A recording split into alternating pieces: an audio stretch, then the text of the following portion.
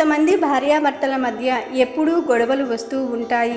భర్త కొన్ని రోజులు బాగానే ఉంటాడు, ఉన్నట్టుండి మారిపోతాడు. లేదంటే స్నేహితులు ఏదో చెప్పారని ఇంటికి వచ్చి భార్యను కొడుతూ ఉంటారు. భార్యాభర్తలు అన్యోన్యంగా ఉన్నారని బయటవారు కూడా చూడలేక తాంత్రిక పూజలు ఏమైనా చేయిస్తారేమో అని కొంతమంది భార్యలు భావిస్తూ ఉంటారు. లేదంటే ఎవరైనా ఆహారంలో ఏమైనా పెట్టి తినిపిస్తారేమో, లేదంటే వచ్చేటప్పుడు దారిలో ఏమైనా తొక్కేసి వస్తారేమో అని భార్యలు భయపడుతూ ఉంటారు. ఇలా భార్యాభర్తల మధ్య మంచి సంబంధాలు లేకపోవడానికి కొన్ని సందర్భాలలో తాంత్రిక పూజలు కారణం కావచ్చు.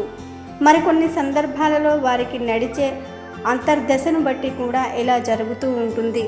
మరి భార్యాభర్తల మధ్య ఉండే సమస్యలు తొలగి అంటే ఏదైనా మంగళవారం నాడు ఇప్పుడు మనం చెప్పే ఈ చిన్న పరిష్కారాన్ని చెయ్యండి.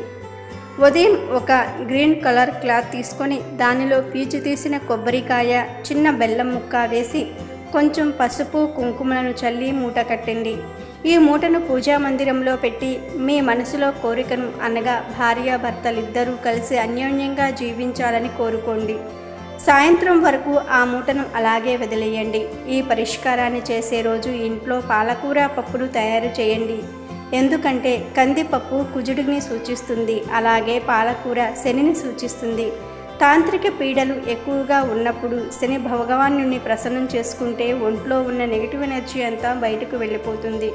కనుక ఈ పరిహారం చేసే రోజు కందిపప్పుతో పాలకూర పప్పును తయారు చేసుకోండి. మీ భర్త భోజనం చేసి పడుకున్న తర్వాత ఈ మూటను తీసి ఆయనకు దిష్టి తీసినట్టుగా 7 సార్లు త్రిప్పి ఆ మూటను అలాగే తీసుకుని వెళ్ళి పూజా మందిరంలో దేవునికి కొంచెం దూరంగా పెట్టండి. మరునాడు ఉదయం ఆ మూటను ప్రవహించే నీటిలో పడవేయాలి. లేదంటే ఎవ్వరూ నడవని నిర్మానుష్యమైన ప్రదేశంలో గొయ్యి తీసి పాతివేయండి. ఈ ప్రక్రియను ఎవరైనా సరే చేసుకోవచ్చు. ఇలా చేయటం వలన భార్యాభర్తల మధ్య ఉండే సమస్యలు, గొడవలు అన్నీ తొలగిపోతాయి. ఈ సమస్యను అష్టమి, అమావాస్య కలిసి వచ్చిన మంగళవారం చేస్తే ఇంకా చాలా అద్భుతమైన ఫలితాలు వస్తాయి. కనుక ఎవరైతే భార్యాభర్తల మధ్య గొడవలు వస్తున్నాయో వారు ఈ పరిష్కారాన్ని మంగళవారం నాడు పాటించి మంచి ఫలితాలను పొందండి.